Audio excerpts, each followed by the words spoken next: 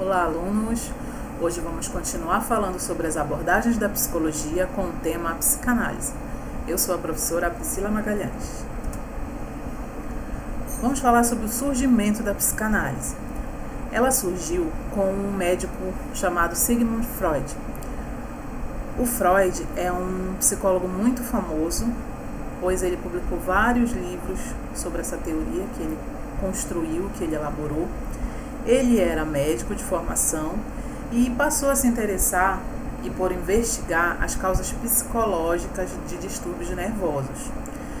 O Freud trabalhou com um psiquiatra chamado Breuer e fez vários atendimentos de pessoas que tinham transtornos ou patologias e que ambos observaram que algumas questões emocionais e psicológicas eram origem para aquele problema. E aí essas questões emocionais e psicológicas passaram a ser o centro da análise da teoria do Freud, principalmente dando ênfase aos traumas vivenciados durante a infância. Mas como eram desenvolvidos os trabalhos e os estudos do Freud? Com esse médico, psiquiatra, eles desenvolviam a técnica da hipnose para tentar ter acesso a essas informações que aparentemente o paciente não tinha muita consciência. No entanto, o Freud observou que nem sempre os pacientes eram suscetíveis a esse tipo de técnica e ele passou a trabalhar com a associação livre. Por meio dessa técnica, o paciente vai falando livremente sobre assuntos que vêm à tona e vai associando um assunto ao outro. Por meio dessa técnica, ele conseguiu, objetivava alcançar o inconsciente da pessoa, em especial os conflitos sexuais. Porque na psicanálise entende-se que boa parte dos nossos comportamentos e atitudes têm origens e causas inconscientes, como a gente pode observar nessa figura de um iceberg.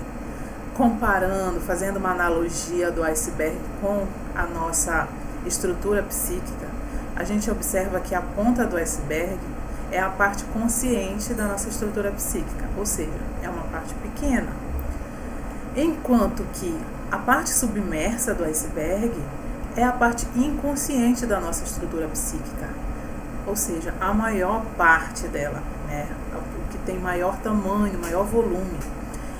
E a partir disso, a psicanálise entende que nós temos várias questões, várias causas, várias explicações para o nosso comportamento, das quais a gente não tem a menor consciência. E aí o ponto de partida para o estudo dele sempre foram as observações clínicas dos pacientes. E foi a partir dessas observações que ele formulou a teoria. Dessa forma, o objeto de estudo da psicanálise é o inconsciente. O ponto principal da teoria do Freud é a teoria estrutural, que é conhecida como segunda tópica, que foi quando o Freud propôs a ideia de que a estrutura da nossa personalidade ou a nossa estrutura psíquica é composta por 3 elementos: o id, o ego e o superego, como a gente pode ver na imagem. Vamos entender cada uma delas. O id, ele é inconsciente e ele opera de acordo com o princípio do prazer. Como assim? Ele é responsável pelas nossas demandas mais primitivas, pelos nossos desejos. E ele pode ser comparado, segundo essa teoria, a um depósito de bateria que tem uma necessidade implacável de descarregar sua energia, desde o momento em que a gente nasce, que é o que a gente chama de pulsão de vida. Então, desde o momento que a gente nasce, a gente tem uma ânsia, uma necessidade imensa de satisfazer as nossas necessidades, os nossos desejos e de obter prazer. Só que a palavra prazer, ela não necessariamente é o prazer de satisfação sexual.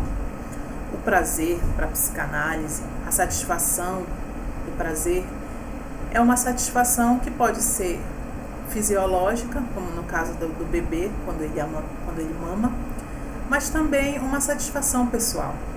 Para ele isso é prazer. não necessariamente o prazer do ato sexual. E aí, se esse id, ele é como se fosse uma bateria ali, prestes a explodir, é como se ele estivesse sempre prestes a romper. Ele está ali com aquela energia concentrada. Ele é inconsciente, não é atingido pelo tempo, nem afetado pelas contradições. Ele ignora juízos de valor, o bem, o mal e a moral. Ele apenas quer satisfazer os seus desejos e necessidades instintivas. Então ele opera sobre o princípio do prazer, apenas obtenção do prazer. O bebê, quando nasce, ele praticamente é só busca de satisfação. Ele precisa mamar, ele precisa satisfazer suas necessidades. Ele não tem noção de tempo, ele não tem noção do que é certo e errado. Então, quando o bebê nasce, ele é muito... O comportamento dele, as ações do bebê, elas são puramente movidas por esse princípio. Então, o bebê, ele só possui id e ego nesse momento. Ele não tem consciência de normas, né? Então, ele opera simplesmente para tentar satisfazer os seus desejos. O ego é um elemento dessa estrutura que opera de acordo com o princípio da realidade. O que acontece no caso do ego?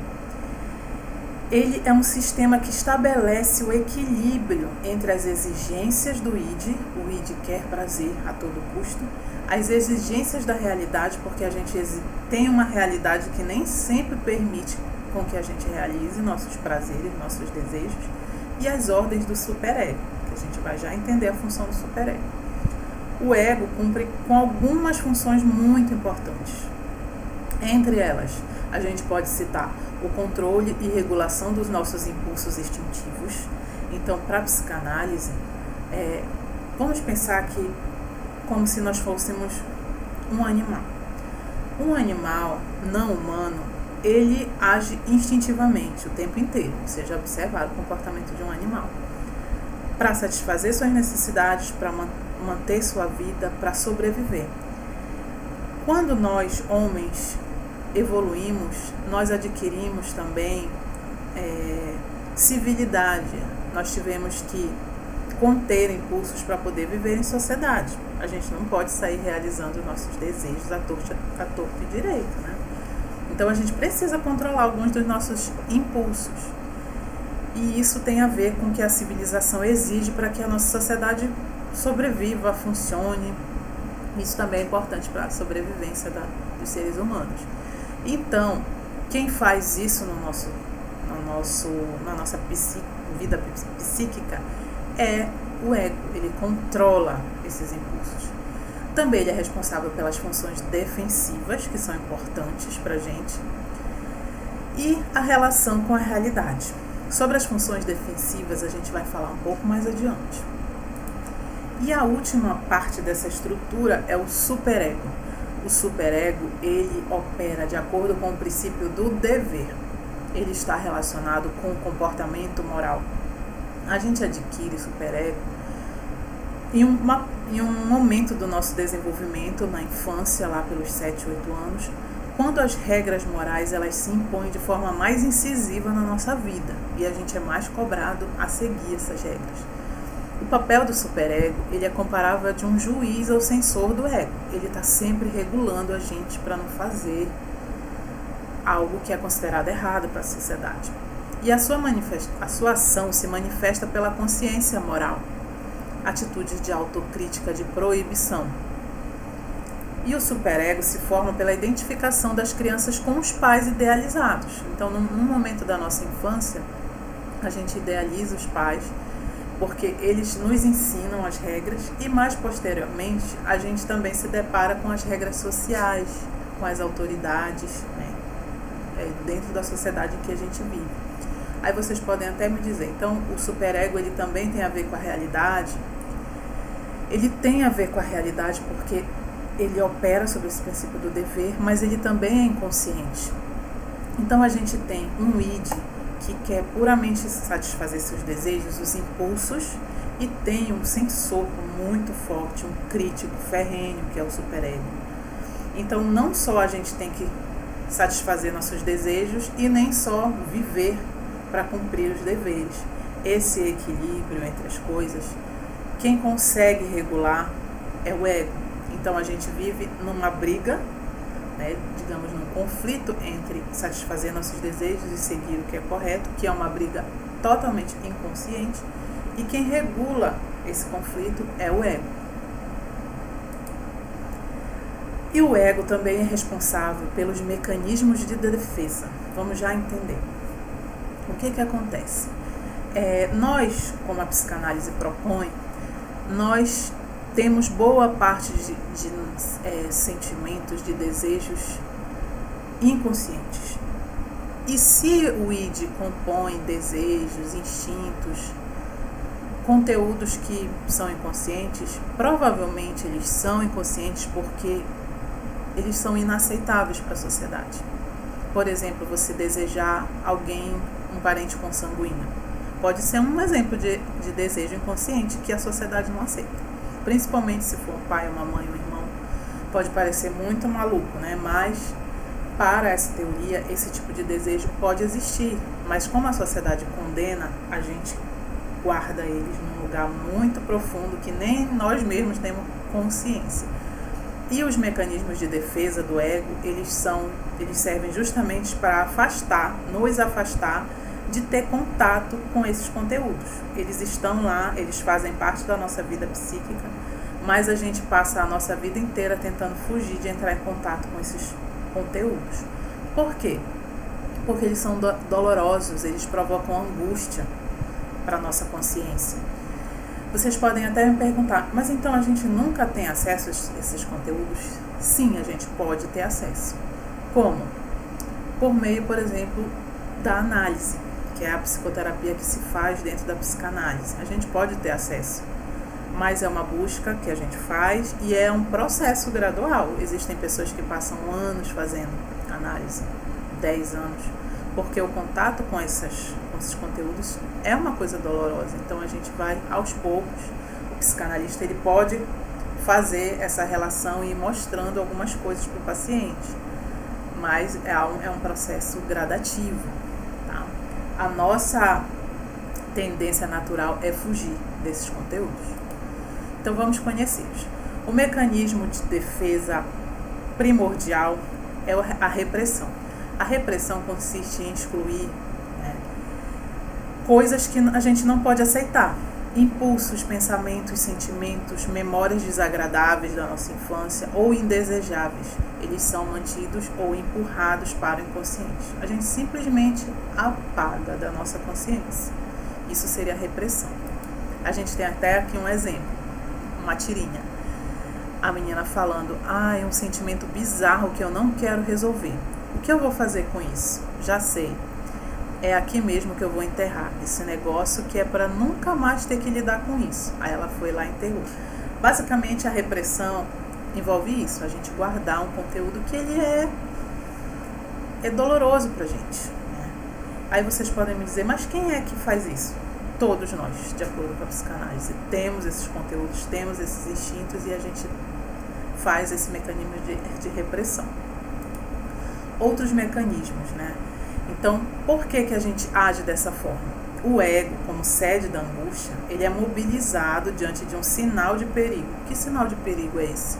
Vamos supor que alguém começou a falar da minha infância e eu comecei a lembrar de alguma memória que tem a ver com esses conteúdos inconscientes, de algo que eu senti, de algo que eu fiz, de algo que eu vivi, que foi muito doloroso e que atualmente faz parte do meu inconsciente. Se alguém começa a lembrar disso, o meu ego vai lá e age e cria um mecanismo para que eu não entre em contato com esse conteúdo. Então o mecanismo de defesa serve para isso. Eles são mecanismos repressores que impedem a vivência de fatos dolorosos, os quais o nosso organismo não está pronto para suportar. Vamos aos exemplos. Recalque. Ao contrário do que muitos pensam, recalque não é inveja, tá? Na verdade, é a supressão de uma parte da realidade. Então, vamos supor que na minha infância eu dizia que eu era apaixonada pelo meu irmão. eu amo meu irmão, eu vou casar com meu irmão. Eu apaguei isso da minha memória. Isso, vamos supor que era um desejo que tinha, eu era criança e tal. Esse conteúdo, ele passou para o meu inconsciente, né? E vamos supor que alguém foi falar sobre esse assunto, eu simplesmente ouvi, mas não escutei. Ou eu escutei só uma parte, eu não consegui. Eu suprimo a realidade. Mesmo que alguém fale, eu penso que a pessoa está mentindo, ou eu ouço só uma parte da frase. Então eu crio um mecanismo para que eu mesma não entre em contato com esse conteúdo que para mim é doloroso, né? Como é que pode se apaixonar por um irmão, né? A sociedade não aceita. O outro seria a negação. A negação leva a não reconhecer ou considerar inexistentes certos impulsos ou desejos penosos. Exemplo, marido traído que nega a traição. Negação é negação, é simplesmente você tomar conhecimento de algo, mas você não reconhece, você nega. A projeção. A projeção acontece quando nós atribuímos a outra pessoa inclinações e desejos inaceitáveis por nós mesmos. Como assim? A gente pode ter algumas características que a gente não aceita em nós mesmos e a gente projeta no outro essas características. A gente observa no outro, mas elas são nossas. Exemplo, uma pessoa brigona pode se justificar dizendo que os outros é que sempre brigam com ela, entende? Essa característica ela não aceita, então são todas as outras pessoas do mundo que são brigonas e não ela. Racionalização. É quando você seleciona ou escolhe entre vários motivos para justificar um comportamento que de uma certa forma para você é inaceitável. Exemplo, uma pessoa não é aprovada no vestibular, então diz para as pessoas e para si mesma que foi melhor assim. Então racionaliza, ela justifica, né? Uma forma de tentar não assumir que a pessoa de repente não estudou o suficiente. A formação reativa é quando o indivíduo apresenta atitudes ou comportamentos contrários ao que existe no seu inconsciente. Vamos ao exemplo. Uma pessoa tem uma exagerada preocupação com a organização, mas no inconsciente dela a tendência ao desregramento, a confusão, a bagunça, a transgressão é enorme no inconsciente. Mas ela age ao contrário do que dos conteúdos que ela tem, dos instintos, dos desejos que ela tem. E a sublimação é quando um impulso primitivo, inaceitável para o ego, é modificado de forma a ser socialmente aceitável. Por exemplo, a gente não pode sair agredindo as pessoas assim do nada. Olhei para uma pessoa, fiquei com raiva, fui lá e agredi. A sociedade não aceita isso, eu posso até ser penalizada, ser presa. Mas aí um indivíduo que é agressivo, ele pode se tornar, por exemplo, um cirurgião, e de modo que ele possa cortar as pessoas, os tecidos, sem hesitação e de uma forma que a sociedade vai aceitar. Ou ele pode se tornar um lutador de boxe e ele pode agredir livremente essas pessoas, né, por meio do esporte, de forma que toda a sociedade vai aceitar e ele não vai ser punido por isso. Então é uma forma dele satisfazer aquele desejo, mas de uma forma que a sociedade aceite. E aí a psicanálise ela traz várias contribuições, né? A finalidade do estudo investigativo da psicanálise é o autoconhecimento e também possibilita lidar com o sofrimento, né? Porque às vezes as pessoas sofrem, têm vários sintomas, problemas emocionais, e a origem nisso tem a ver com questões infantis, né, questões que estão inconscientes, e aí nesse momento que entra o trabalho da psicanálise, né, de trazer à tona alguns conteúdos de forma profissional, gradativa, fazendo com que a pessoa supere essas dificuldades. Então, essa foi a aula de hoje. Vocês gostaram dessa aula? Espero que sim. Até mais!